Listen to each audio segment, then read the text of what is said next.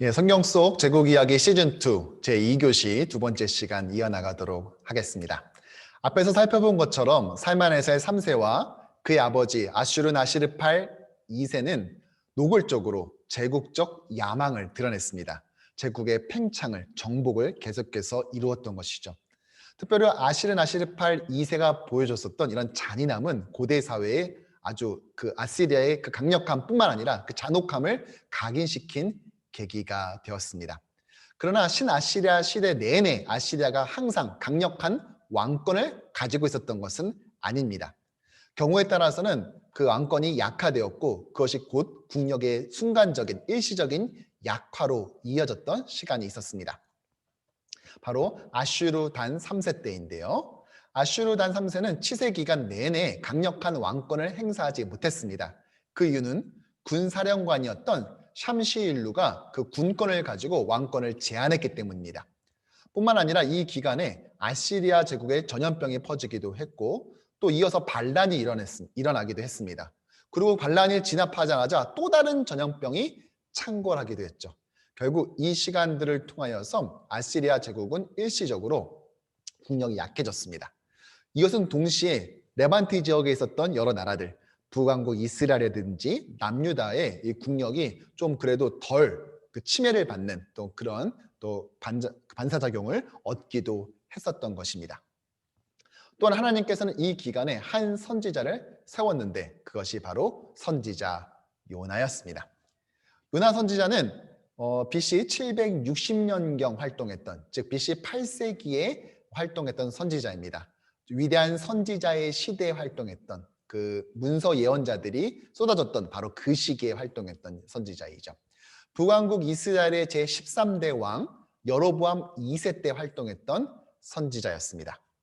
열왕기서에 보면은 이스라엘 하나님 여호와께서 그의 종 가드 헤벨의 아미떼의 아들 선지자 요나를 통하여 하신 말씀과 같이 여로보암이 이스라엘 영토를 회복하되라는 말을 통해서 그가 실존 인물이었음을 다시 한번 확인시켜 주고 있습니다. 특별히 요나서는 12개의 소선지서 중에서 가장 인기 있고 널리 성도들에게 알려져 있는 선지서입니다. 왜 그럴까요? 요나서가 많은 성도들이 재밌어하는 이유는 다 뒤집어 말하자면 요나서가 갖고 있는 특징이라고도 설명할 수 있을 것입니다. 요나서의 특징. 첫 번째는 요나서는 다른 선지서들과 달리 보통 선지서가 예언자들의 예언을 담고 있는 반면 요나서는 예언자에 대해서 말하고 있기 때문입니다. 그러니까 쉽게 말하면 이런 것입니다. 수학 선생님이 수학을 막 가르치는데 수학 선생님이 가르치는 수학의 내용보다 선생님 첫사랑 얘기해 주세요. 대학교 때 했었던 미팅 얘기해 주세요. 라고 했을 때 선생님이 해주는 그 이야기가 더 재밌는 것 같습니다. 수학 선생님이 가르치는 그 수학의 내용보다는 선생님의 그 행적, 대학에서 첫 번째로 했었던 미팅은 어디서 했고 누구한테 갔고 뭐 이런 내용이 더 재밌는 것과 동일한 원리인 것이죠. 목사님이 말하는 그 설교의 내용을 담은 설교집보다 목사님이 지금까지 어떻게 자랐고 어떻게 살아왔는지에 대한 그 간증집이 더 재밌는 것과 동일한 내용인 것입니다. 그래서 보통 예언사들이 그 신탁의 내용, 하나님이 어떠한 말씀을 전하라고 했는지에 대한 그 내용들을 담고 있는 반면 이 요나서는 특이하게도 이 예언자의 동선과 또 그 동선에서 예언자가 어떻게 반응했는지에 대한 내용을 담고 있는 특징을 가지고 있습니다. 이것이 요나서의 첫 번째 특징입니다. 두 번째 특징이 있는데 바로 탁월한 문학적 대칭 구조라고 할 수 있을 것입니다. 우리가 흔히 평신도들이 잘 모르고 있는 내용 중에 하나가 바로 이 부분이라고 할 수 있을 것인데요. 요나서는 4장밖에 되지 않습니다. 아마 절수로는 47절, 48절밖에 되지 않는 짧은 성경이지만 이 4장으로 이루어진 요나서는 탁월한 문학적 대칭 구조를 가지고 있습니다. 1장과 3장이 또 2장과 4장이 대칭 구조를 이룹니다. 1장에서는 요나와 이방인이 접촉하는데 이때 이방인은 선원들이죠. 또 3장은 요나와 이방인인데 이때 이방인은 니느웨 백성입니다. 이 둘이 대조되어 나타납니다. 2장과 4장에선 둘 다 요나의 기도가 등장하는데 그 기도의 내용의 결이 전혀 다르다는 사실을 우리는 알 수가 있습니다. 자세한 내용은 우리가 요나서를 차근차근 살피면서 더 구체적으로 보도록 하겠습니다. 이러한 탁월한 문학적 대칭 구조를 가지고 문학적 대칭 구조를 통하여서 보다 더 강렬하고 선명하고 효과적으로 우리에게 요나서의 교훈을 전달해 주고 있습니다. 자, 요나서를 살펴보면서 첫 번째 살펴볼 것이 무엇이냐? 바로 선지 소명입니다. 모든 선지자들에게는 하나님께서 선지 소명을 주십니다. 선지 소명이란 하나님께서 누구에게 나타나서 어디로 가서 어떤 메시지를 전하라고 하는 그 선지 소명이죠. 자, 이 선지 소명을 통해서 이제 요나서를 하나하나 차근차근 살펴보도록 하겠습니다. 보통 예언서의 1장 1절부터 3절 정도쯤에 항상 이 선지 소명이 나타나는데요. 요나서도 이 체계를 따라갑니다. 여호와의 말씀이 아미떼의 아들 요나에게 임하죠. 자, 누구에게? 요나에게. 자, 그리고 어디서? 너는 일어나 저 큰 성읍 니누에로 가서입니다. 니누에입니다. 이때 주목할 것은 성경에서 니누에를 말할 때 그냥 니누에로 말하지 않고 항상 큰 성읍이라는 말을 따라 붙는다는 사실입니다. 큰 성읍 니누에로 가서 자, where죠? 다음에 what? 무엇을? 그 악독이 내 앞에 상달되었음이라 이렇게 말합니다. 쉬운 성경 버전으로 말하자면 그들의 죄가 내 앞까지 이르렀다라는 말입니다. 이것이 하나님이 요나에게 주신 선지 소명이죠. 자, 그러면 이 선지 소명을 들은 요나는 어떻게 했을까요? 자, 바로 다음 3절인데요. 그러나 요나가 여호와의 얼굴을 피하려고 일어나 다시스로 도망하려 하여 욥바로 내려갔더니 마침 다시스로 가는 배를 만난지라 여호와의 얼굴을 피하여 그들과 함께 다시스로 가려고 뱃삭을 주고 배에 올랐더라. 여기서 주목해야 될 두 개의 표현이 있는데요. 첫 번째로는 그러나입니다.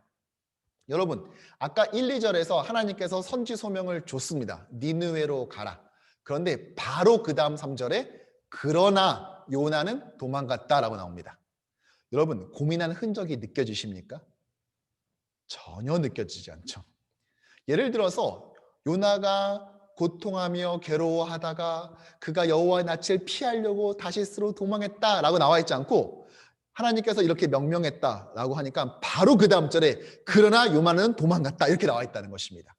요나는 죽어도 니느웨로 갈 마음이 없었다는 것이죠. 그의 단호한 의지가 그러나라는 재빠른 이 접속사를 통하여 보여주고 있다는 사실입니다. 그렇다면 요나는 왜 니느웨로 가기를 이토록 싫어했던 것일까요? 첫 번째로는 그의 이 분노와 정의감 때문이었을 것입니다. 포로들의 가죽을 벗겨서 죽이고 이를 자랑스럽게 부조에 새겨 넣었던 이 아스르나스르팔 2세 이후에 100년 뒤에 활동한 것이 바로 요나 선지자입니다. 따라서 선지자가 활동할 그 당시에는 이 아수르 제국의 잔혹함이 고대 사회에서 이미 공감대가 형성됐고 누구나가 아는 아수르의 상징이었겠죠.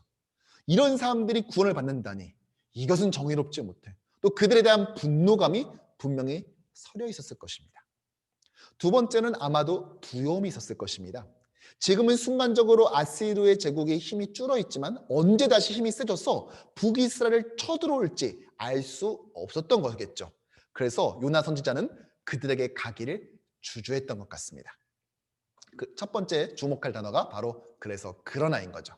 두 번째 주목할 단어는 바로 여호와의 얼굴을 피하려고 라는 단어입니다. 여호와의 얼굴을 피하려 했다. 여러분, 선뜻 이해가 되지 않는 것이 하나님의 얼굴을 우리가 피할 수 있을까요? 아니, 여호와의 얼굴을 피할 만한 곳이 지구상에 존재하기는 합니까? 하나님이 어디에나 계시다, 무소부지하시다라는 것이 익숙한 우리에게는 이 표현 상당히 어색할 것입니다. 그런데 고대 사회에서는 이것이 상식처럼 여겨졌습니다. 무슨 말입니까? 모든 민족과 모든 국가에는 그 민족과 나라를 지켜주는 수호신이 있습니다. 그리고 그 수호신은 한도 끝도 없이 영향을 끼칠 수 있는 것이 아니라 어떤 일정한 지리적 영역 안에 머물러 있는데 그것이 바로 그 민족신이 힘을 뻗칠 수 있는 영향력의 한계인 것입니다. 즉, 그 나라의 민족신, 수호신은 그 힘의 경계가 있는데 그것이 어디냐? 그 나라의 국경과 일치한다는 것이죠. 그것에서 멀어지면 멀어질수록 점점 힘이 약화된다고 믿는 것입니다. 이러한 개념이 등장하는 것이 대표적인 장면이 바로 창세기에 나오는 드라빈 사건입니다. 라헬이 그 드라빔을 가져 낙타 안장 아래에 넣고 그 위에 앉은지라 라반이 그 장막에서 찾다가 찾아내지 못하매. 라헬이 자기 아버지 집을 떠나서 나올 때 자신의 집에서 섬겼던 우상이었던 드라빔을 들고 나왔다는 것입니다. 이 드라빔은 무엇일까요? 성경 속에서 등장하는 신들 중에서 가장 작은, 사이즈가 작은 우상이었습니다. 약 20에서 50cm였기 때문에 안장에 숨길 수 있었던 것이죠. 이 드라빔은 집에 모셔놓고 섬기는 가정신으로서 최근 발굴에 의하면 드라빔을 가진 자녀가 부모의 모든 유산을 상속받는 권리를 가진다고 했습니다. 이것을 가져온 것입니다. 자신이 섬겼던 우상을 자기가 한 번도 가보지 못한 곳으로 이제 이주하다 보니까 이것을 가져갔던 것 같아요. 자, 그런데 그때 보인 라반의 반응을 보십시오. 라반이 또 야곱에게 이르되 나와 너 사이에 둔 이 무더기를 보라. 이 기둥을 보라. 이 돌무더기, 이 기둥을 보라는 것입니다. 라반이 심증은 가는데 물증을 찾지 못했습니다. 그러니까 고민하다가 어떠한 결론에 이르냐? 야곱한테 어떠한 언약을 맺는데 이 무더기가 증거가 되고 이 기둥이 증거가 됩니다. 아니, 어떤 증거가 될까요? 내가 이 무더기를 넘어 너에게 가서 해를 끼치지 못하고 너도 이 무더기를 넘어서 나한테 해를 끼치지 못한다. 하나의 선을 긋는 거죠. 경계를 걷는 거죠. 뭐에 대한 경계겠습니까? 자기의 수호신인, 자기 가문의 수호신 드라빔이 없어졌습니다. 그러면 드라빔이 없어지고 제대로 섬기지 못하면 길흉화복에 뭔가 문제가 생기죠. 뭔가 해를 끼치고 신이 해코지할 수 있겠죠. 그러니까 경계를 거버리는 것입니다. 아마도 저한테 어딘가 있는 것 같은데 지금 못 찾는 거죠. 그러니까 혹시 이 드라빔이 자기한테 해코지를 할까봐 선을 확 그어놓고 더 이상 여기서 일로 넘어오지 못하고 이쪽에 절로 넘어가지 못하는 그 경계, 신의 경계선을 구워주는 장면이 바로 창세기 31장에 나오는 드라빔 사건의 모습인 것입니다. 올 선지자 요나 역시 바로 이러한 그 당시 고대 근동에 퍼져 있었던 신관을 반영하고 있는 것입니다. 그러니까 선지자라고 말하기에는 뭔가 신학적인 한계를 뚜렷이 지고 있는 것이죠. 하나님의 경계를 짓는 것입니다. 그래서 요나가 가려고 했던 곳이 어디냐? 바로 다시스이죠. 니느웨로 가지 않고 다시스로 가기 위해서 욥바에서 배를 타는 것인데요. 다시스는 그 당시에 땅 끝으로 여겨졌던 지역입니다. 이 뒤로는 대서양에 있어서 사람들이 그 당시에 넘어가지 못했죠. 그러니까 이곳이 자기가 갈 수 있는 여호와의 경계를 넘어선 최고 먼 거리인 것입니다. 여호와는 이스라엘 지키는 하나님이시니까 이스라엘 국경을 넘어가면 점점 힘이 약해지는데 땅 끝인 다시스까지 가면 더 이상 힘을 끼치지 못할 거로 여겼던 것인 것입니다. 그가 가지고 있었던 신학적 한계를 보여주고 있는 것입니다. 우리가 지금까지 구약에서 봐왔던 선지자들의 그 전형적인 모습과는 사뭇 다른 모습을 보여주고 있는 것이죠. 자, 그리고 이때 어떤 일이 벌어집니까? 여호와께서 큰 바람, 자 보십시오. 여기서도 그냥 바람이 아니라 큰 바람을 부르고 큰 폭풍을 일으키십니다. 자, 이때 이 큰 바람과 큰 폭풍이 불어서 배가 거의 깨지게 될 지경이 되었는데 이때 두 인물의 전혀 다른 모습이 보여집니다. 하나는 요나, 하나는 이방 선원들의 모습입니다. 요나, 선지자는 어떻게 하고 있습니까? 배 밑으로 내려가서 깊이 잠들어 있습니다. 반면 이방 선장은 어떠한 모습을 보여주고 있죠? 일어나서 하나님께 구하라고 합니다. 그러면 하나님이 우리를 망하지 않게 하시지 않겠느냐라고 물어봅니다. 선지자는 하나님의 명령을 거역하고 배에 깊이 잠들어 있는데 정작 이방인 선장은 일어나서 하나님께 기도하라고 말하고 있죠. 도대체 누가 선지자고 누가 이방인인지 알 수 없는 모습입니다. 자, 그리고 바로 이때 요나서의 대표적인 문학적 대칭이 드러납니다. 요나와 이방인들이 대조되어 있는데 요나는 자고 있고 선원들은 깨어 하나님의 뜻을 구하고 있는 것이죠. 도대체 너가 누구냐고 요나 선지자에게 묻자 요나는 이렇게 얼떨결에 대답합니다. 자, 나는 히브리 사람이다. 자, 고대 사회에서 자신을 소개할 때는 저는 이름이 뭡니다 라고 소개하지 않습니다. 항상 먼저 어느 민족인지를 말하고 그 다음에 가문을 말한 다음에 그 다음에 아버지의 이름을 말하고 마지막에 자신의 이름을 말하는 것이 자기의 소개법입니다. 자, 깊이 잠들어 있던 요나가 일어났습니다. 그랬더니 막 요동을 치고 난리가 났습니다. 그러면서 너 누구냐고 물어봅니다. 그러니까 얼떨결에 확 나온 말이니까 이 말은 뭐겠습니까? 깊은 사색과 생각과 묵상 끝에 나온 말이 아니라 평소에 자기가 익숙했었던 말이 반복했었던 것이 탁 튀어나오지 않았겠습니까? 나 히브리 사람이에요. 히브리 사람은 어떤 사람입니까? 여호와라는 신을 믿는 사람들입니다. 근데 여호와의 신은 어떤 사람입니까? 바다와 육지를 만든 신입니다. 그러니까 요나가 어렸을 때부터 익숙하게 반복적으로 교육받은 주입식 교육이 그대로 드러나고 있는 것이죠. 하나님은 우리는 히브리 사람이다. 히브리 사람은 여호와라는 신을 믿는다. 여호와는 어떤 분이냐? 바다와 육지를 만든 분이다 라고 했다는 것입니다. 그런데 이게 말이 되지 않는 것이 요나는 여호와의 얼굴을 피하려 배에 올랐다고 나왔습니다. 하나님이 바다를 만들었다고 말을 해놓고는 정작 그는 하나님을 피하기 위해서 바다로 배를 타고 나아갔습니다. 앞뒤가 전혀 맞지 않죠. 즉 주입식 교육의 폐해를 보여주는 장면이 아닐까 싶습니다. 자, 어쨌든 요나는 이 상황에서 그들에게 이 위기를 타개할 솔루션을 제시합니다. 그들에게 대답하는데 나를 들어 바다에 던지십시오라고 말합니다. 그러면 바다는 잠잠해질 것입니다. 나 때문에 일이 생겼습니다 라고 말했다는 것입니다. 여러분, 여기서 주목해야 될 것이 있습니다. 지금 일촉즉발의 위기입니다. 언제 죽어도 이상하지 않을 시기입니다. 그런데 이럴 때 원인이 무엇인지 말한 다음에 솔루션을 제시해 줬습니다. 나를 바다에 던지십시오. 자, 그러면 그 다음 장면은 뭐겠습니까? 바로 그를 신속하게 바다에 던지는 장면 아니겠습니까? 더군다나 이 사람들은 이방 사람들입니다. 또 거친 선원들입니다. 그런데 바로 던질 것 같죠?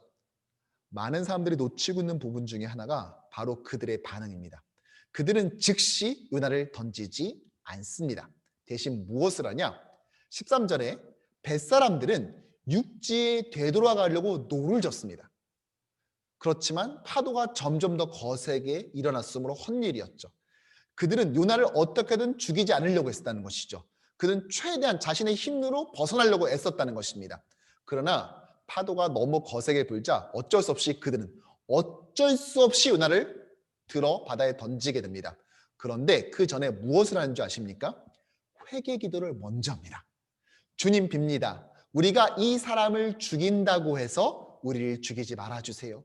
우리에게 살인죄를 지우지 말아주세요라고 먼저 회개 기도를 하고 난 다음에 그제서야 비로소 요나를 바다에 던진다는 것입니다. 그제서야 폭풍이 일던 바다가 잔잔해지게 되는 것이죠. 여러분 어떻습니까?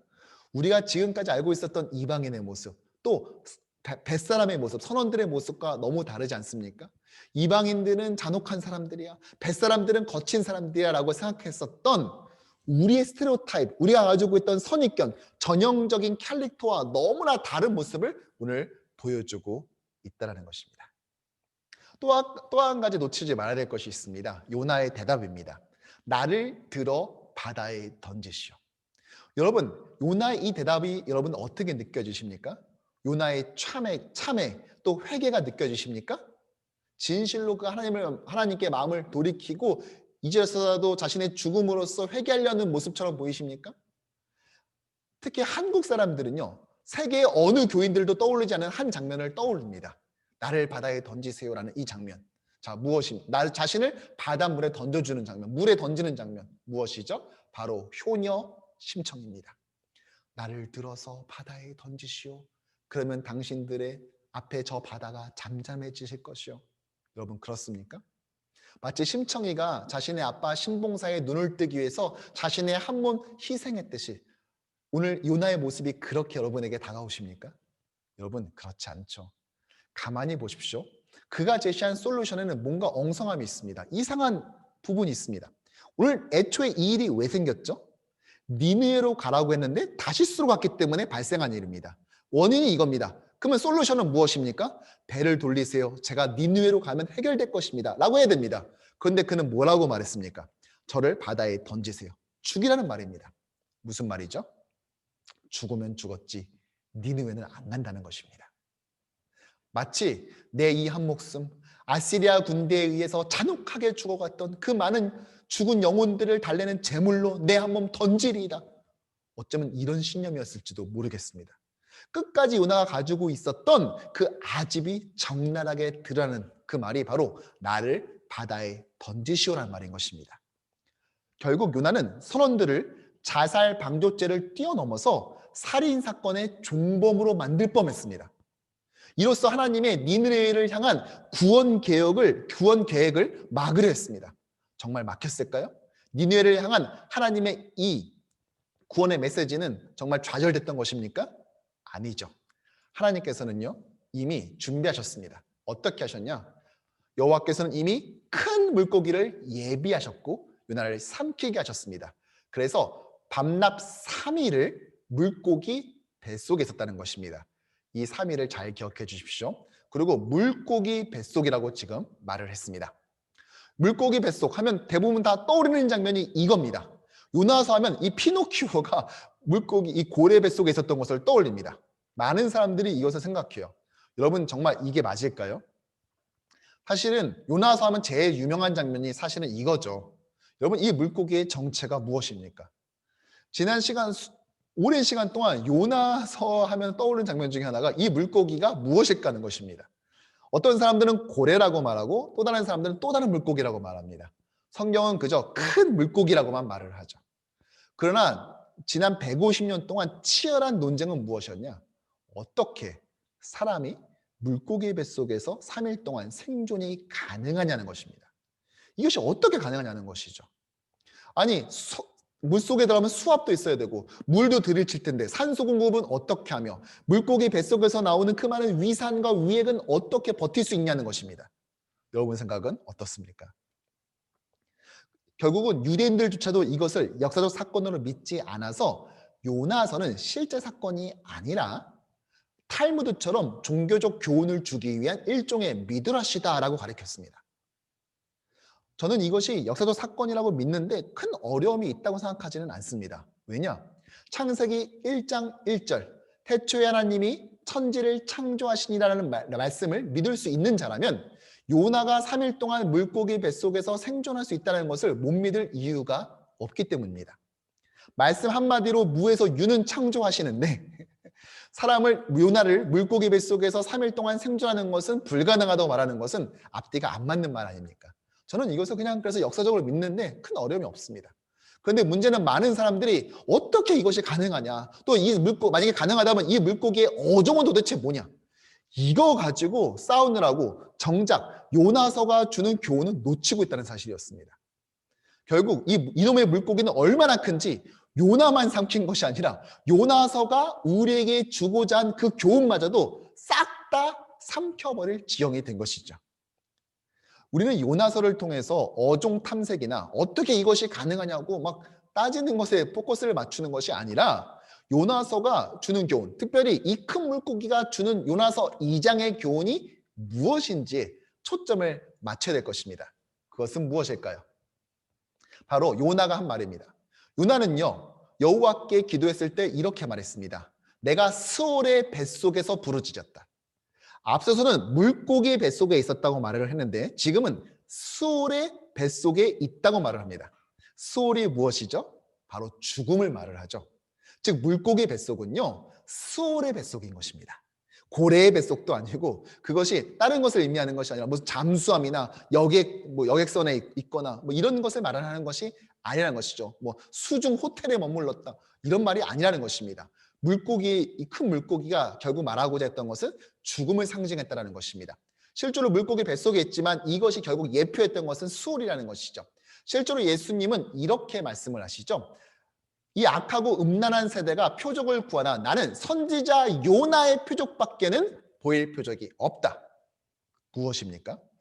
요나가 사흘 동안 3일 동안 큰 물고기 뱃속 스올의 뱃속에 있었던 것처럼 나도 사흘 동안 땅속에 있어야 된다. 즉 수올에 있어야 된다는 것입니다. 죽음 가운데 있어야 된다는 것입니다. 또 심판 때에 니느웨 사람들이 나오는데 왜냐? 요나의 전도를 듣고 그들은 회개했습니다. 그런데 예수님이 그들에게 살 방법을 알려줬음에도 불구하고 이 복음을 거부했다는 것이죠. 그러면서 뭐라고 결론을 맺냐? 보아라, 요나보다 큰 이가 여기 있다는 것입니다. 예수가 요나보다 더 크다는 것이죠. 자, 그렇다면 예수는 왜 요나보다 더 큰 자입니까? 첫 번째 이유는 이것입니다. 요나 선지자는 그 수월로 자발적으로 들어가지 않았습니다. 그는 어쩔 수 없이 그 큰 물고기 스올로 죽음으로 들어갔죠. 그러나 예수님은 모든 것을 아시었음에도 불구하고 스스로 십자가의 고통, 그 죽음으로 들어가셨습니다. 두 번째, 니느웨는 이 물고기 스올에서 토해지고 난 다음에 어떻게 됐죠? 니느웨 백성을 살렸습니다. 오직 니느웨 백성만을 살렸지만 예수님은 스올, 죽음에서 나오시고 난 다음에 모든 인류를 살리셨습니다. 그러니까 예수 그리스도는 요나보다 더 큰 자라고 말하고 있는 것입니다. 이것이 요나서 2장이 우리에게 주고 있는 교훈입니다. 또 하나가 있습니다. 요나는 이 죽음 가운데 자기의 아집 속에 날 죽여버리세요.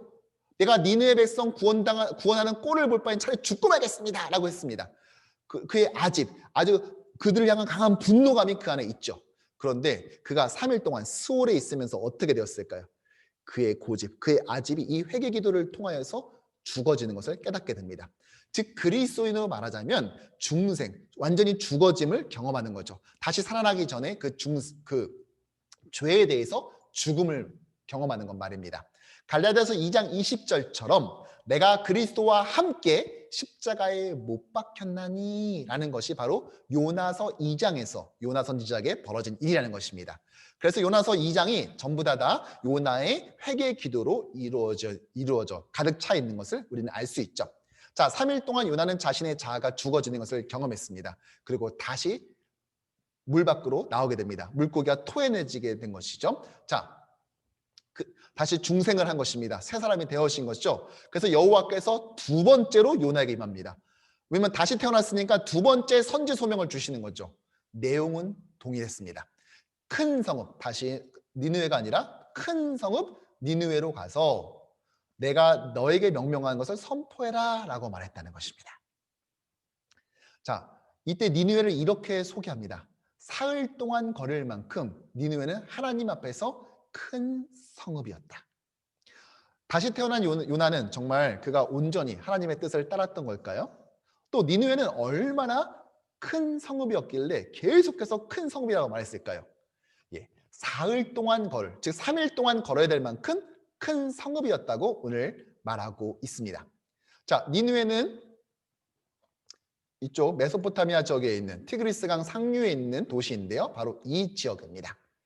이 니느웨, 또 니네베라고 발음하기도 하는데요. 천주교에서는 니네베로 발음합니다. 이것을 라틴식 발음으로 하는데 우리가 니느웨라고 하는 것은 이 히브리어의 전통을 따라서 히브리어 발음을 따라서 우리는 니네베라고 하지 않고 니느웨라고 발음을 하고 있는 것입니다. 자, 이것이 바로 아시리아 제국의 수도였던 니느웨의 위치인데요. 니느웨는 이 고대 아시리아 제국의 수도 중에 하나로서 현재는 이라크 북부에 있는 모술 지역에 있는 그런 도시였습니다. 네, 이곳의 도시였고요.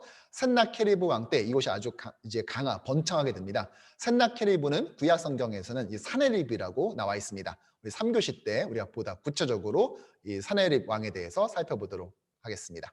이 니느웨에 대한 상상도입니다. 이 니느웨는 이 19세기에 이제 발굴이 드디어 이루어지게 되는데요. 수백 년을 잠자고 있었습니다. 땅 아래 묻혀 있었다가 드디어 발굴이 되었죠.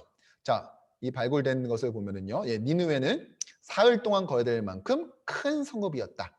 그래서 티그리스 강에서 물줄기를 끌어왔습니다. 그래서 이 코세르 강을 끌어와서 티그리스 강에서 펼쳐진 이 코세르 강을 이 도시를 관통하도록 설계했습니다. 그리고 해자가 도시를 에워싸고 있는 그런 모습을 보여주고 있죠. 니느웨는 이중 성벽으로 되어 있었습니다. 그래서 내성과 외성으로 되어 있는데요. 둘레가 약 10km 정도가 되고요. 내성의 경우에는 높이가 30m, 그리고 너비가 15m로서 이 쌍두마차가 이 성벽 위를 레이싱을 펼칠 수 있을 만큼 강력한 성벽을 가지고 있었던 성이었습니다. 현재 지역이 이 모술 지역에 해당되는 지역인데요. 네, 발굴에 의하면은요, 몇 개의 성문들이 발굴되었습니다. 그 중에 니느갈문, 빨간색 동그라미 쳐져 있는 부분이 바로 니느갈문인데 일부분 이제 복원을 해놓은 장면입니다. 니느갈문의 다양한 모습, 다양한 각도에서의 모습을 여러분들에게 보여드리고 있습니다. 이게 바로 니르갈문의 모습입니다. 자, 이제 또 다른 문을 볼까요? 아다드문입니다. 니르갈문 옆에 있는 아다드문 모습을 여러분들이 보고 계십니다. 자, 그 다음에 조금 더 아래쪽에 있는 이제 마시키문입니다. 마시키문의 모습을 보고 계십니다. 이렇게 요나 선지자는 니느웨 성에 들어가서 이제 드디어 들어가서 하나님의 메시지를 전합니다. 니느웨 성은 향락의 도시이기도 했습니다. 이 성적으로 타락한 도시이기도 했죠. 이 니느웨 아시리아 제국에 몇 가지 죄가 있다면 잔혹스러웠다는 것, 또 우상 숭배했다는 것, 또 하나는 성적으로 문란했다는 것입니다. 이 성, 이 악의 도성인 이 니느웨로 이 요나 선지자는 터벅터벅 들어가게 되었죠. 그런데 이 걸어서 3일 동안이나 걸리는 이 거대한 성에 들어간 요나의 모습은 어땠을까요? 물고기 뱃속에서 완전히 자아가 100% 죽어졌을까요? 요나가 그 성읍을 들어가서 하루 동안 다니다가 라고 말합니다. 자, 하루 동안 다녔습니다. 그러면서 3일이 지나면 니느웨가 무너지리라. 여러분, 걸어도 3일이 걸리는 성을 하루 동안만 다녔다는 것입니다. 그리고 심지어 메시지는 어떻게 했냐? 그 메시지라도 자세하게 선포를 했냐? 히브리어 단어로 딱 5단어로 말했습니다. 40일이 지나면 니느웨가 무너진다는 말입니다. 바로 이렇게 전했다는 것이죠. 니느웨 성에서 니느웨가 40일이 지나면 니느웨가 무너지리라. 자, 히브리어 5단어인데요. 히브리어는 오른쪽에서 왼쪽으로 읽어야 되기 때문에 오드 아르바임 욤 웨니네웨 네으파게트입니다. 예, 욤이 이게 며칠 데이예요. 그래서 40일이 지나면 니느웨가 무너진다. 네으파게트 된다라고 말했다는 것입니다. 여러분, 요나의 이 메시지 여러분 어떻게 느껴지십니까? 이게 뭔가 많이 빠져있는 듯한 느낌이 들지 않습니까? 예, 뭐가 빠졌을까요? 예. 첫 번째, 누가 멸망시킨다는지 주어가 빠져있지 않습니까? 누가 니느웨를 멸망시킨다. 그러니까 누굽니까? 여호와 하나님. 아니, 세상에 여호와 하나님이 보낸 선지자가 여호와의 하나님 이름조차도 말하지 않았다는 사실이에요. 두 번째, 무엇 때문에 무너지는지가 빠져 있습니다. 여러분, 세상에서 가장 힘든 2가지 질문이 있죠. 첫 번째 질문, 여자친구가 남자친구한테 묻죠. 자기 오늘 나 변한 거 없어? 그럼 당황해서 남자친구가 있는 것 같아. 그러면 두 번째 후속 질문이 바로 들어오죠. 뭐가 바뀌었는데? 라고 묻습니다. 엄청 당황해야죠. 자, 세상에서 어려운 두 번째 질문 뭡니까? 엄마가 잔뜩 화가 나서 아이한테 옵니다. 그러면서 다짜고짜 이렇게 말하죠. 너 잘했어, 잘못했어? 이렇게 말합니다. 그러면 일단 자녀는 뭐라고 말하죠? 잘못했어요. 그러면 뭘 잘못했는지 말해봐. 네가 말해봐. 이렇게 말을 하죠. 마찬가지로 니느웨에 가서 40일 지나면 무너진다라고 말했으면 무엇 때문에 무너지는지를 말해줘야 되지 않겠습니까? 그런데 그것이 생략돼 있어요. 세 번째, 그럼 내가 어떻게 되는지, 니느웨 백성이 어떻게 되는지 설명해 줘야 되는데 그것이 생략돼 있습니다. 그러니까 뭔가 빠져있는 것이 되게 많은 그런 메시지예요. 어쩌면은 크게 외치지 않았을 수도 있어요. 요나 선지자가 어떻게든 니느웨가 구원받는 것에 대해서 소극적인 장면이 느껴지시죠? 어쩌면은 40일이 지나면 니느웨가 무너지리라 라고 한 것이 아니라 40일 지나면 니느웨가 무너지리라. 네? 뭐라고요? 40일 지나면 무너지리라. 40일 무너지리라. 어쩌면 이렇게 말했을지도 모르겠습니다. 정말 어떻게 보자면 가장 성의 없는 그런 메시지 선포가 아니겠습니까? 사실 저는 요나가 강력한 선포를 했었던 걸로 어렸을 때는 생각을 했어요. 왜냐? 12만 명이라는 사람이 니느웨에 살았거든요. 베드로도 한 번 설교에 수천 명이 집단 회심을 하고 예수님께 돌아오지 않았습니까? 엄청난 설교죠. 여러분, 베드로 같은 설교자가 된다면 얼마나 정말 훌륭한 목회를 할 수 있겠습니까? 그런데 요나는 더 훌륭해요. 단 5개의 단어로 12만 명을 이렇게 아버지께 돌아올 수 있게 한다면 정말 하나님께 돌아올 수 있게 엄청난 설교를 했죠. 사실은 엄청난 설교가 아니었다는 사실을 우리는 알 수 있는 것입니다. 결국 요나 선지자에게 있어서 가장 큰 걸림돌은 누구였습니까? 요나 자신이었다는 사실을 우리는 알 수 있는 것입니다.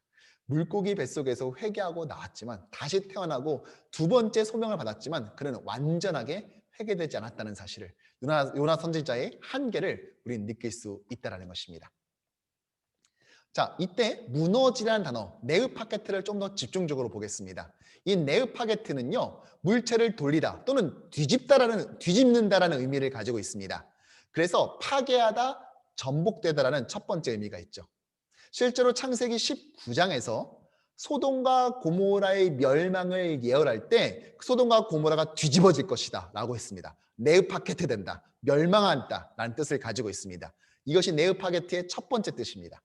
그런데 두 번째 뜻이 있는데 변하다, 달라지다라는 뜻도 가지고 있죠.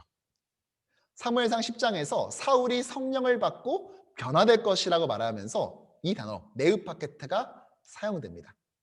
요나 선지자는 분명히 첫 번째 의미로 네우파게트를 썼을 것입니다. 그들이 무너진다, 뒤집어진다, 이 성이 뒤집어져 버릴 것이다, 그래서 멸망당할 것이다. 그런데 요나의 발행과 달리 니느웨 성은 두 번째 일이 벌어졌다는 사실입니다.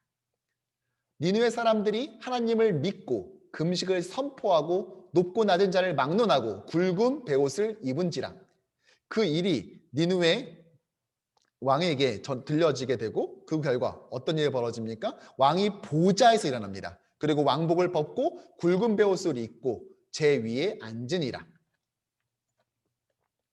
왕과 그의 대신들이 조서를 내려 니느웨에 선포하여 이르되 사람이나 짐승이나 소떼나 양떼나 아무것도 입에 대지 말지니 곧 먹지도 말 것이요 물도 마시지 말 것이라. 금식 기도를 하는데 금식 기도를 사람만 한 것이 아니라 짐승들까지 했습니다.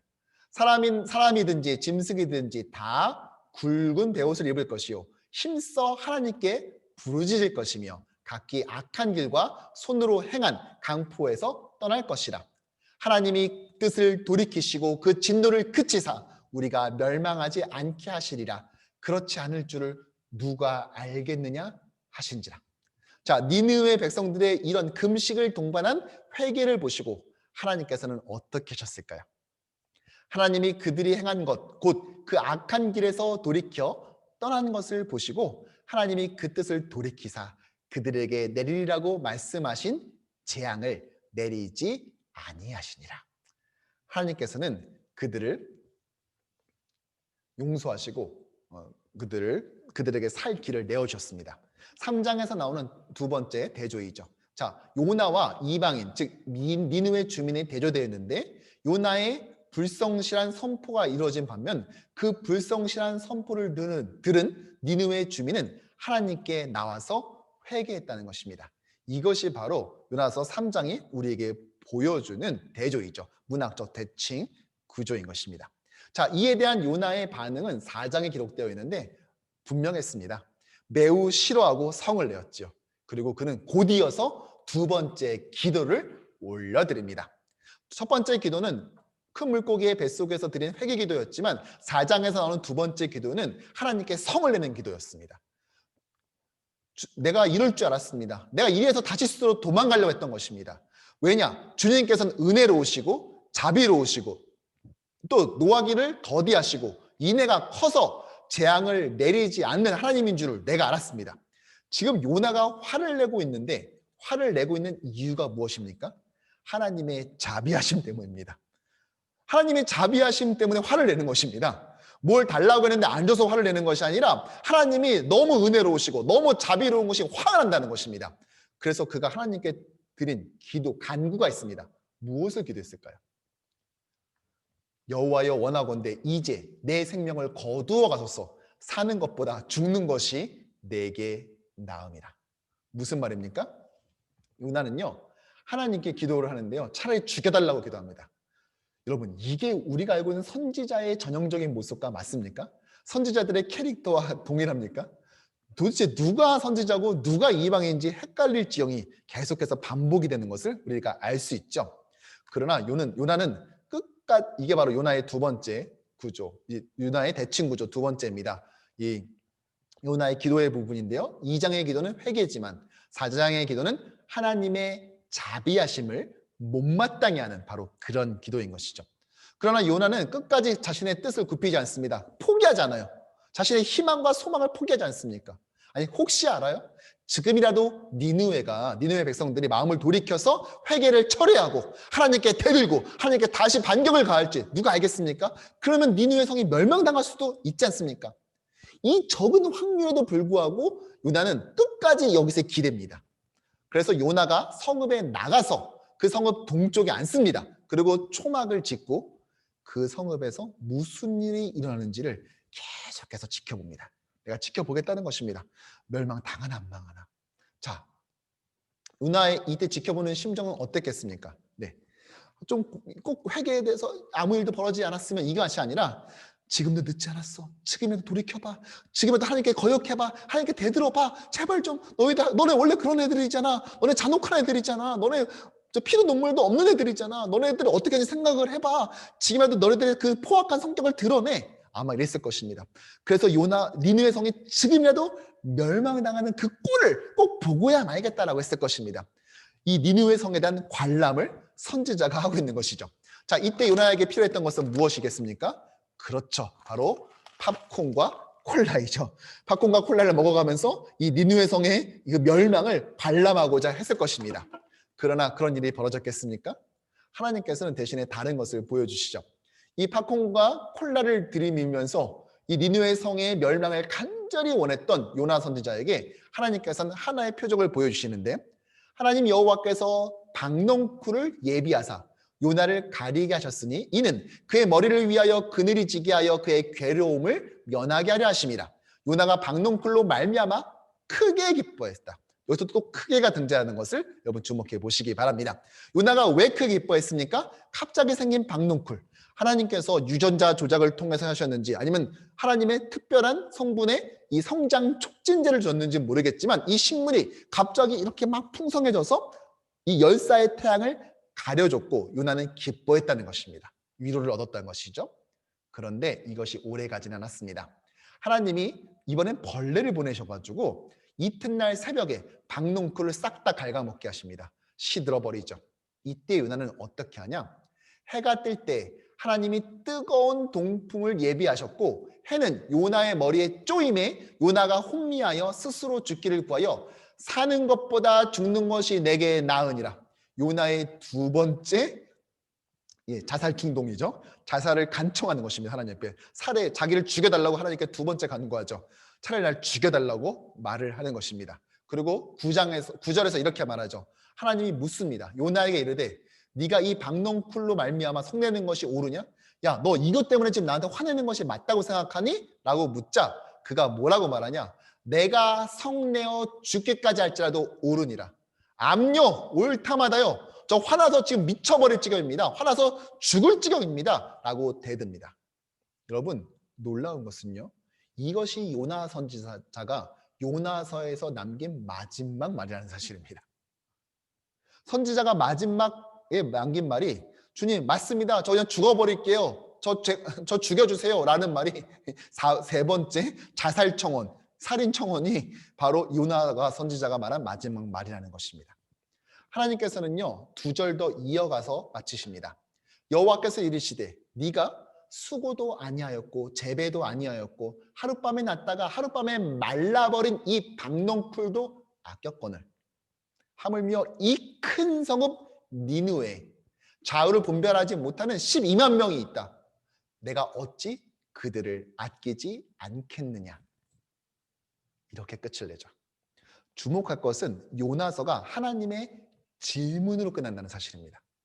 하나님은 우리에게 질문하십니다. 뭐라고요? 내가 이 니느웨도, 너의 원수된 니느웨도 너가 이 박넝쿨도 아꼈는데, 이 한낮 하루 생겼다 하루 말라버린 식물도 아꼈는데 하물며 이 니느웨 12만 명을 아끼지 않겠니? 그가 비록 네가 원수처럼 여기는 그런 니느웨 백성이라 할지라도 내가 그들을 아끼는 것이 마땅하지 않겠니? 라고 묻고 있다는 것이죠. 이 질문으로 끝난다는 것입니다. 이 질문으로 끝나는 하나님은요, 우리에게 한 가지 장면을 떠올리게 합니다. 그것은 바로 누가복음 10장에 나오는 선한 사마리아인의 비유죠. 여러분, 요나서의 이 질문을 이어받아서 누가복음에서는 어떻게 넘어가냐? 어느 날 바리새인의 대표 주자인 율법학자가 와서 예수님께 묻지요. 뭐라고 묻습니까? 어떻게 하면 영생을 얻냐고 묻습니다. 그러니 예수님이 묻죠. 너 생각은 어떠니? 그러자 율법학자가 이렇게 말하죠. 하나님을 사랑하고 이웃을 사랑해야 됩니다. 그러자 예수님께서 네 말이 맞다라고 말합니다. 자, 그러자 율법학자가 두 번째 질문을 던집니다. 하나님 사랑, 하나님은 누군지 분명하니까 그걸 알겠고, 두 번째, 그러면 누가 나의 이웃입니까? 내가 사랑해야 될 이웃이 누구입니까? 라고 말하자 예수님이 네가 사랑해야 될 이웃은 누구누구야 라고 말하는 대신에 한 가지 비유를 들려주시는데, 그것이 바로 그 유명한 선한 사마리아인의 비유입니다. 이 선한 사마리아인의 비유에서 세 사람이 지나가죠. 첫 번째 레위인, 두 번째 제사장, 그리고 세 번째는 누구입니까? 바로 이스라엘 사람들이 개처럼 여겼던, 사람이 아니라 개처럼 여겼던 사마리아인 지나가는데 그가 그를 구해주는 것을 볼 수 있습니다. 이 비유를 들려주시고 난 다음에 예수님이 이렇게 질문하십니다. 네 생각에는 이 세 사람 중에 누가 이 강도 만난 자의 이웃이니? 라고 묻는 것이죠. 율법학자가 누가 내가 사랑해야 될 나의 이웃입니까? 라고 물었는데 예수님은 이 비유를 들려주면서 이렇게 질문을 끝을 맵니다. 누가 이 강도 만난 자의 이웃이겠느냐? 즉 예수님의 질문의 의도는 무엇입니까? 오늘 하루를 살면서 내가 사랑해야 될 사람과 사랑하지 않아야 될 사람을 나누는 것이 아니라 오늘 하루 중에 만났던 그 많은 사람들에게 있어서 나는 그들에게 어떤 이웃이었는지를 질문하는 사람이 되야 된다는 것입니다. 즉 내가 사랑해야 될 사람과 사랑하지 않을 사람들을 나누는 자가 아니라 하나님께서 허락한 그들에게 나는 좋은 이웃이, 그 이웃을 사랑하는 이웃이 되어야 된다는 것을 오늘 말해주고 있는 것이죠. 그래서 예수님은 이 질문으로 끝냈다는 것입니다. 여러분 이 세 사람 중에 정답은 누구입니까? 레위인, 제사장, 사마리아인.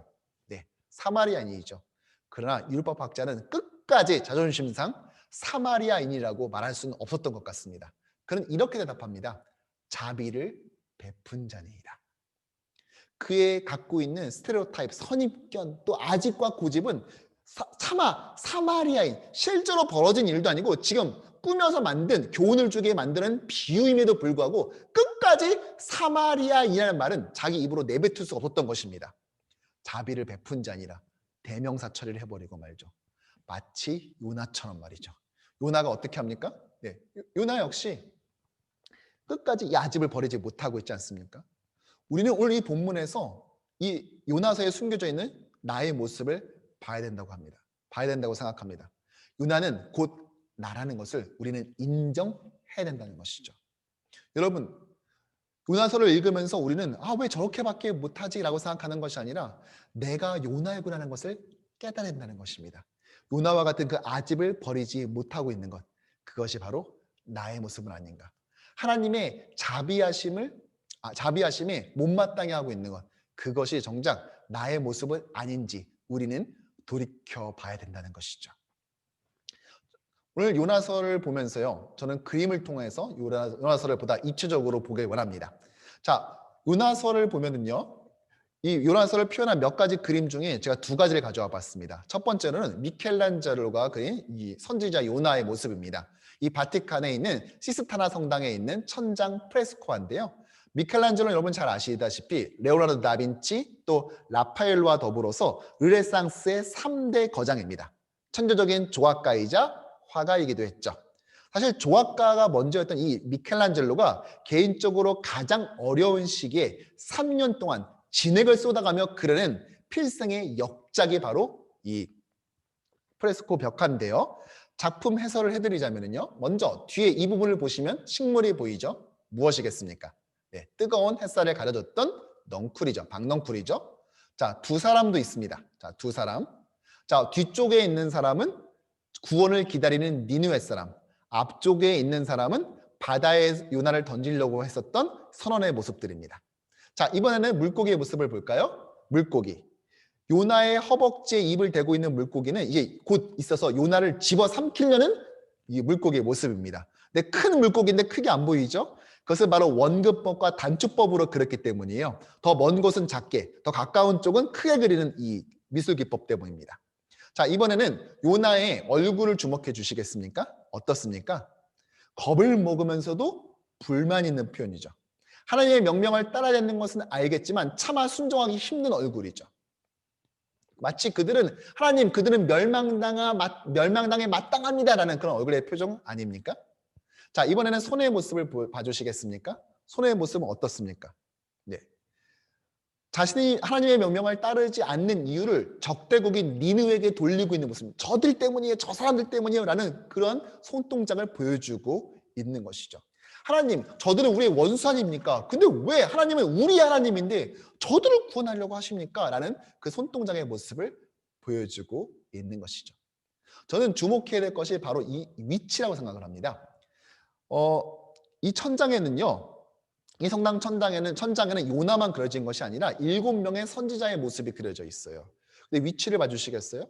최초에는 천지창조의 모습이고 맨 마지막은 최후의 심판인데 그중에 최후의 심판 직전에 선지자 요나의 모습이 있습니다. 시스타나 성당 위에 있는 천장이죠. 무엇입니까? 하나님께서는 심판 직전에 요나를 니느웨로 보내서 그들을 구원해 주셨다는 것입니다.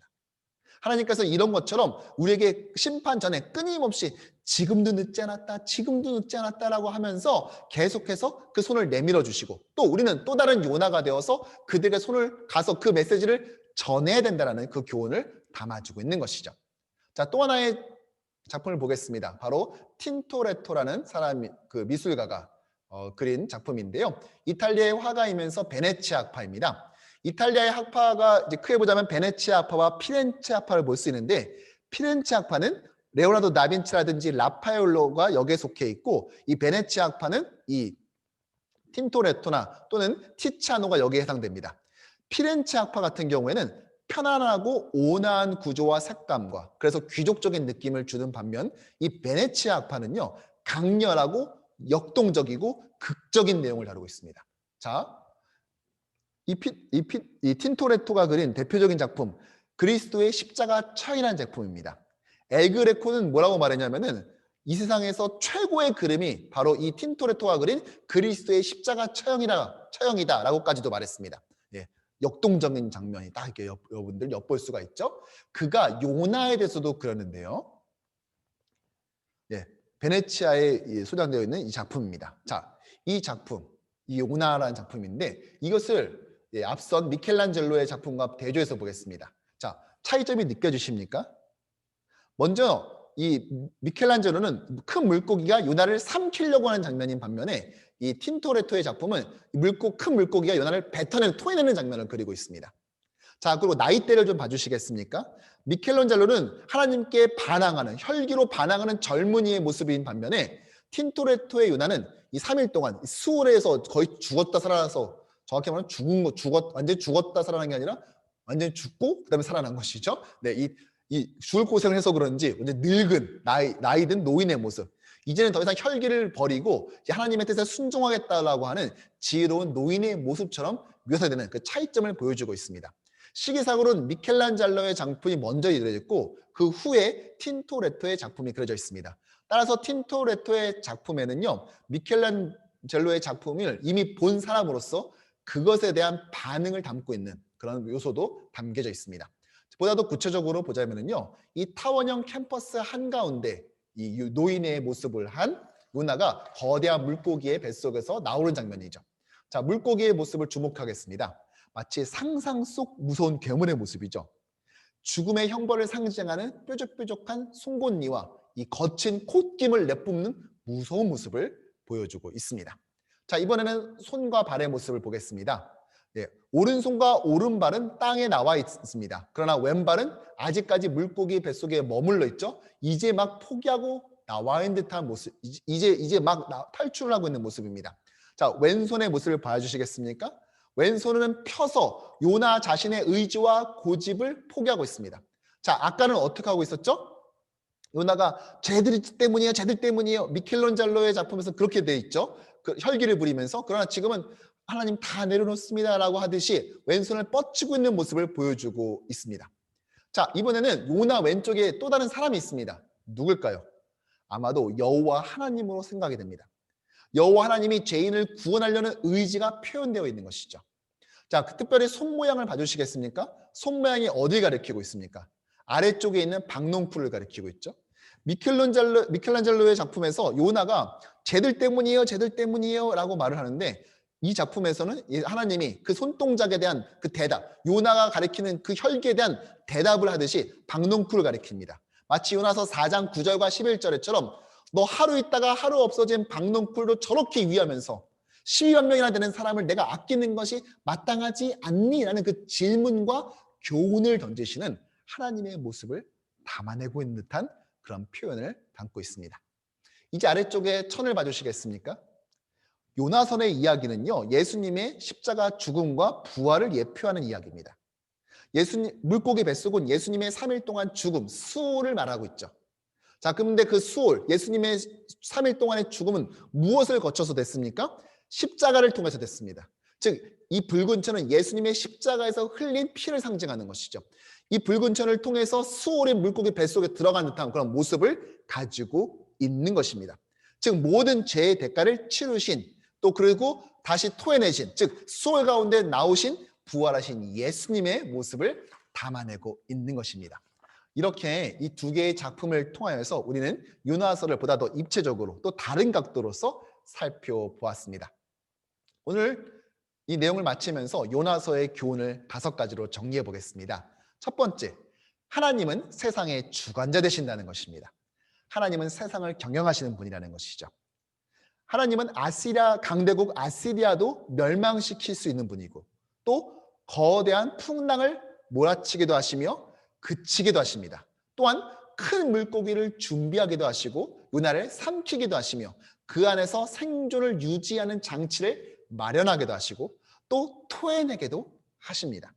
뿐만 아니라 박농쿨을 하루 만에 막 번성하게 만들기도 하시고 벌레를 보내 그것을 갉아먹기도 하시고 뜨거운 동풍을 몰아치기도 하십니다.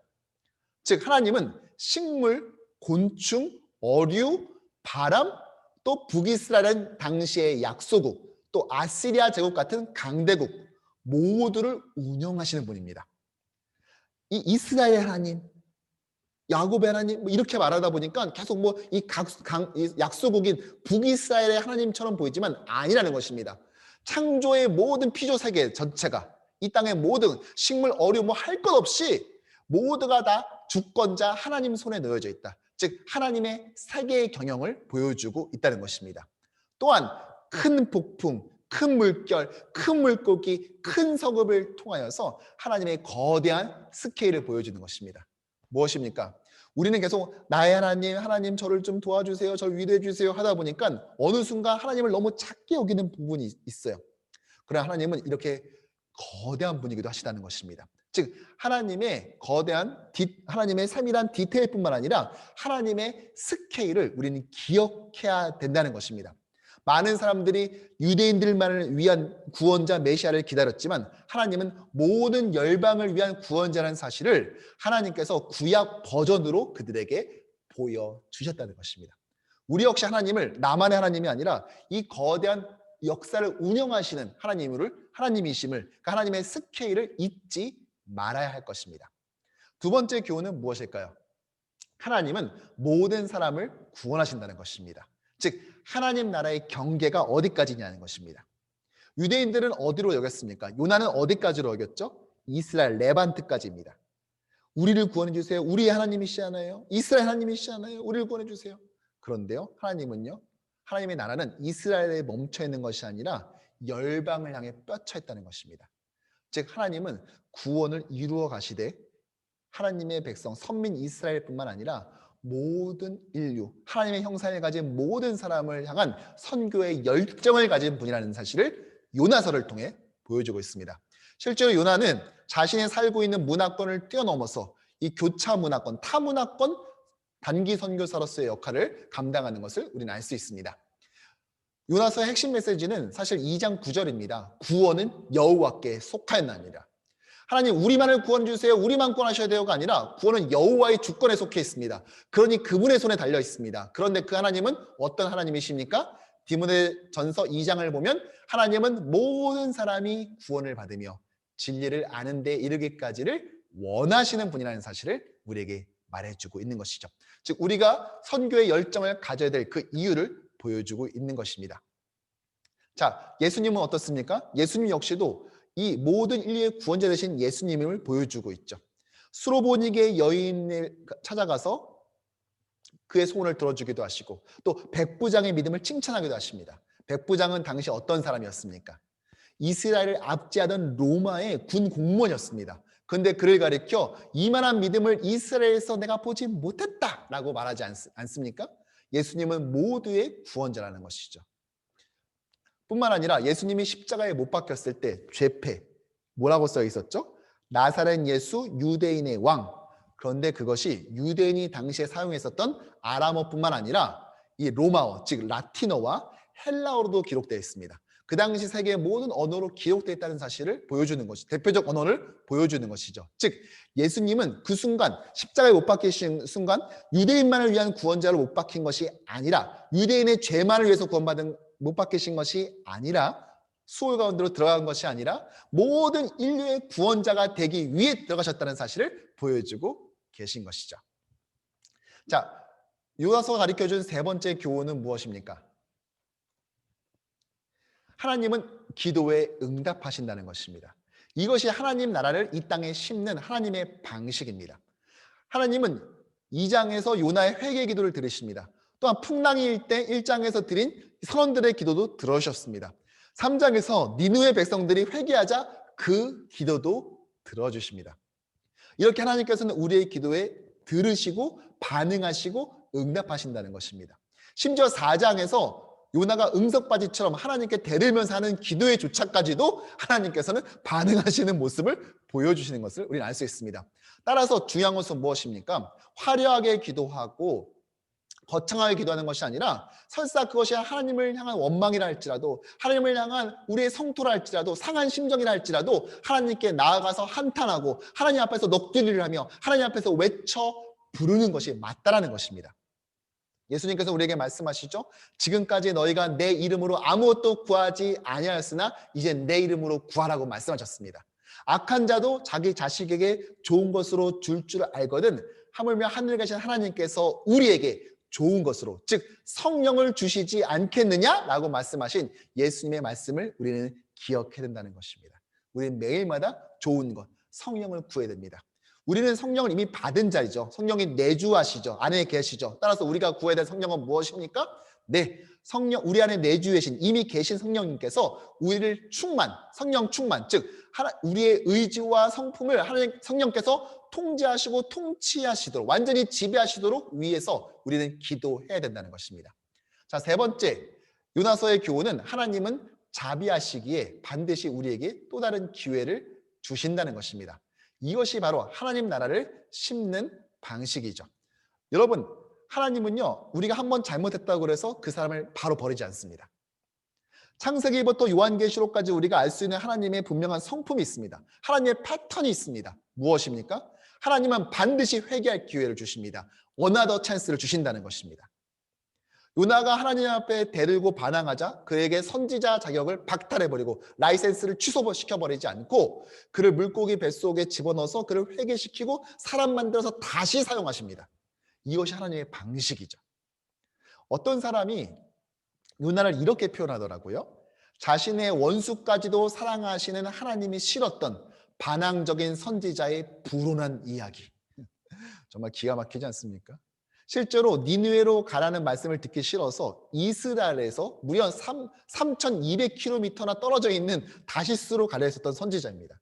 툭하면 죽여달라고 말하는 선지자입니다. 그래, 그러면 너 소원이니까 죽어라 라고 하지 않으시고 그에게 다시 한번 기회를 주면서, 야, 내가 오죽하면 이러겠니?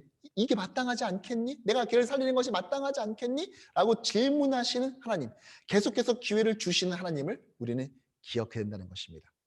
실제로 사울 왕이 잘못했을 때, 즉 선지자 사무엘 선지자가 오기 전에 제사를 집냈을 때 그것으로 인해서 바로 폐위시키지 않았습니다. 그에게 또 다른 기회를 주시죠. 그러나 그가 아말렉 진멸까지도 거부하자 그는 기회를 잃어버리고 폐위당하고 마는 것을 봅니다. 하나님은 사울에게도 분명히 기회를 주셨습니다. 심지어 악한 왕의 아이콘이라 할 수 있는 북이스라엘의 아합 왕에게도 다시 한번 회개할 기회를 주고 그가 회개하자 그를 다시 한번 살려주시는 것이 분명히 성경에 기록되어 있습니다. 예수님은 어떻죠? 실패한 베드로에게 다시 나타나셔서 그를 회복시켜 주시죠. 3번 부인했던 베드로에게 나타나서 3번 질문하시죠. 네가 나를 사랑하냐? 내 양을 먹여라. 내가 나를 사랑하느냐? 3번 물으시면서 처음에 불렀을 때 사람 낳는 어부가 되게 하겠다고 약속하신 예수님께서 더욱더 확장시켜서 내 양을 먹여라, 내 양을 치라라고 다시 그에게 또 다른 소명을 다시 한번 주시는 것을 우리 볼 수 있습니다. 그의 수제자로서의 권위를 다시 한번 수익권을 회복시켜 주시는 것이죠. 심지어 가룟 유다한테도 기회를 주셨죠. 최후의 만찬에서 이 자가, 이렇게 행동하는 자가 나를 팔 자다라고 하면서 내가 너의 계획을 다 알고 있어라는 것을 이미 보여주셨습니다. 그것은 무엇입니까? 알고 있으니까 지금이라도 회개해라. 그러나 가룟 유다는 끝까지 그것을 거부했던 것이죠. 하나님은 반드시 우리에게 기회를 주십니다. 하나님은 한 번 잘못했다고 해서 내치시는 분이 아니라는 것이죠. 그러나 우리는 하나님의 이런 오래 참으심을 악용해서는 안 될 것입니다. 우리는 하나님의 이 자비하심을 감사히 여기며 깨닫는 순간 즉각적으로 회개해야 될 것입니다. 마지막으로 요나서가 우리에게 주는 교훈은 무엇이냐? 하나님의 은혜를 입은 우리 역시도 따라서 이웃을 사랑해야 된다는 것입니다. 이것이 바로 하나님 나라의 운영 원리라는 것이죠. 여러분, 제국의 운영 원리는 경제로, 돈으로 짓밟고, 국방력, 힘으로 짓밟고, 또 종교를 통해서 겁을 줘서 짓밟는 것, 이것이 바로 또 사기를 쳐서 우상이 마치 진짜 신인 것처럼 사기쳐서 짓밟는 것, 이것이 제국의 통치 원리이고 세상의 운영 원리입니다. 그런데 하나님 나라의 운영 원리는 무엇입니까? 바로 사랑이라는 것입니다. 하나님의 사랑, 그 말도 안 되는 불강력적 사랑을 입은 우리는 그것을 그대로 흘려보내서 이웃을 사랑해야 된다는 것입니다. 요나는 차별을 원했지만 하나님은 모두에게 사랑과 자비를 베풀었습니다. 당신의 원수까지마저 사랑하시는 하나님의 사랑을 여러분 받아들일 수 있겠습니까? 나는 너희에게 이르노니 너희 원수를 사랑하며 너희를 박해하는 자를 위하여 기도하라. 뿐만 아니라 새 계명을 너희에게 주노니 서로 사랑하라. 내가 너희를 사랑한 것 같이 너희도 서로 사랑하라. 우리가 오해하는 것이 원수를 사랑하라고 하니까 마치 원수만 사랑하는 것처럼 생각하는데 그게 아니에요. 내가 사랑하는데 너만을 사랑하는 사람은 널 사랑해주는 사람만을 사랑하면 무슨 그것이 칭찬받을 일이겠니? 이방인도 그 정도는 한다. 예수님 말씀하셨죠? 그러니까 우리가 가장 사랑할 수 없는 경계를 지어준 거예요. 그러니까 원수를 사랑한다는 말은 원수만 사랑한다는 말이 아니라 원수까지 사랑하면 그 사이에 있는 모든 사람은 다 사랑한다는 말인 것이죠. 즉 내가 만난 모든 사람들을 우린 다 사랑해야 된다라는 말을 이런 표현을 통해서 보여주는 것입니다. 자, 예수님께서는 우리에게 이 말씀을 주셨다는 것입니다. 그러나 우리는 끝까지 내가 사랑하지 않는 사람을 사랑하는 하나님을 우리는 이해하지 못하고 오히려 반항하는 모습을 보죠. 그래서 요나서의 모습이 잘 드러나는 부분이 바로 누가복음 15장에 나오는 탕자의 비유입니다.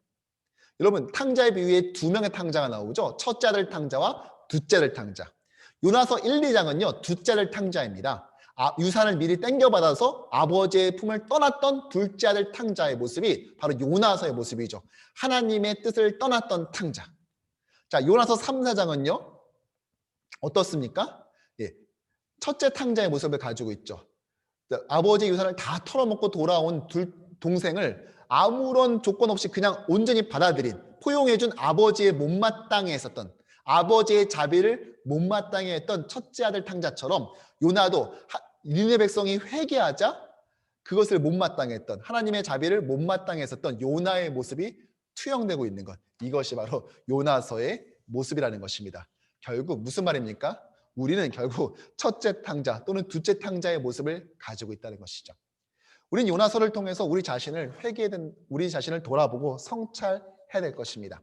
그 아시리아 제국, 그 정말 극악무도한 아시리아까지도 용서하시는 그 하나님, 자비를 베푸시는 하나님의 모습을 보면서 나는 과연 어떠한 모습인지를 돌이켜 봐야 될 것입니다. 많은 경우 우리가 큐티를 하고 묵상을 해도 삶이 변하지 않는 이유가 무엇입니까? 말씀을 제대로 적용하지 않기 때문입니다. 다윗과 사울의 장면을 보면요, 많은 경우 우리는 사울보다는 다윗과 나를 동일시합니다. 나로 치환시켜버려요. 그래서 사울은 무조건 나쁜 놈이고 나를 괴롭히는 놈은 사울이고 나는 다윗입니다. 그러니까 하나님 저 자식도 손 좀 봐주세요. 곱게 죽이지 말아주세요. 막 이렇게 기도하는 거죠. 이렇게 생각하는 것이죠. 두고 봐라, 난 다윗이다. 두고 보면 너는 사울처럼 멸망당할 거야. 이렇게 보는 것입니다. 여러분, 그러나 말씀을 어떻게 봐야 되겠습니까? 내 안에 사울은 없는가를 봐야 됩니다. 아시리아 제국의 극악무도함을 말씀 속에서 발견하면서 우리는 어떻게 되겠습니까? 에이, 저 아시리아 놈들, 나를 괴롭히는 아시리아 놈들이 저 사람이야, 이렇게 말하는 것이 아니라 내 안에 아시리아 제국 같은 그런 잔인함은 없는가를 돌이켜 봐야 된다는 것입니다. 말로는 하나님의 백성인 것처럼 말을 하지만 그러나 마치 하나님 없는 백성과 조금도 다르지 않는 나의 모습은 없는가? 그 모습을 발견한다는 것이죠. 따라서 요나서를 읽으면서 내 안에 있는 요나를 발견해야 된다는 것입니다. 무슨 말입니까?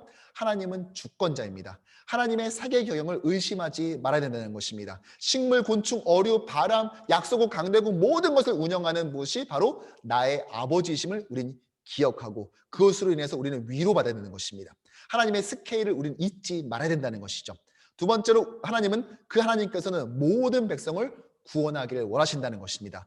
따라서 우리는 하나님의 말씀을 전하는 또 하나님의 천국 복음을 전하는 이 선교 사역에 최선을 다해야 될 것입니다. 나가는 선교사 또는 보내는 선교사, 내 주변을 전도하는 지역 선교사로서의 역할을 감당해야 된다는 것이죠. 세 번째, 하나님은 우리의 기도를 들어주십니다. 우리의 기도를 통해서 하나님 나라를 만들어가고 이 땅에 임하게 하며 확장시켜 나갑니다. 그러므로 우리는 기도를 게을리하지 말아야 될 것입니다. 네 번째, 하나님의 자비하심은 우리에게 반드시 기회를 주십니다. 따라서 한 번 넘어졌다고 해서 거기에 엎어져가지고 망연자실에 있으면 안 되고 또 의기소침하고 패배의식에 있으면 안 되고 무기력해지면 안 되고 다시 기도의 능력에 성령의 능력에 힘입어서 다시 일어나 하나님이 우리에게 주신 그 소명에 반응해야 된다는 것입니다. 한 번 실패했던 요나에게 하나님께서는 두 번째 요나에게 하나님의 말씀이 임하여 나타나시되 라고 말했다는 사실을 우린 기억해야 될 것입니다. 하나님께서는 쓰러진 우리를 반드시 다시 일으켜 세워 주실 것입니다. 마지막 다섯 번째, 그 하나님의 은혜를 입은 우리는 그 사랑을 입은 자로서 마땅히 우리의 이웃을 사랑으로 섬게 될 것입니다. 특별히 우리에게 허락하신 가장 소중한 이웃, 우리 사랑하는 교회. 교회는 건물이 아니라 우리 믿는 사람들의 모임이라고 말하지 않았습니까? 비록 팬데믹으로 인해 직접적으로 만나지는 못하지만 우리에게 붙여주신 한 사람을 아버지라 부르는 주 안에서 형제된 또 자매된 우리를 서로 뜨겁게 끌어안고 교회를 사랑하는 자들이 되어야 될 것입니다. 이것이 바로 오늘 2교시를 통해서 우리에게 주시는 하나님의 소중한 교훈이라고 생각합니다. 오늘 2교시 끝까지 지켜봐 주실 우리 모든 분들 주님의 이름으로 축복합니다. 또 감사합니다. 또 우리 틈나는 대로 우리 같이 말씀을 읽으면서 또 그 말씀을 읽을 때 내 자신의 잘못된 점, 죄악을 성찰하고 돌이키고 회개하는 우리 모두가 되었으면 좋겠습니다. 또한 이 땅이 눈에 보이는 제국의 역사가 아니라 그 제국의 틈바구니 속에서도 세상의 역사 가운데서도 결국은 하나님의 나라, 천국을 이 땅에 심어 나가시는, 그런데 그것을 우리의 기도와 사랑과 실천과 선교를 통해서 이루어 가시는 하나님의 동역자로서 불러서 함께 그 천국을 만들어 가시는 그 하나님의 놀라운 섭리에 감사하며 살아가는 우리 모두가 되기를 간절히 소원합니다. 함께 하신 모든 분들 주님의 이름으로 축복하고 다음 시간에 뵙겠습니다. 감사합니다.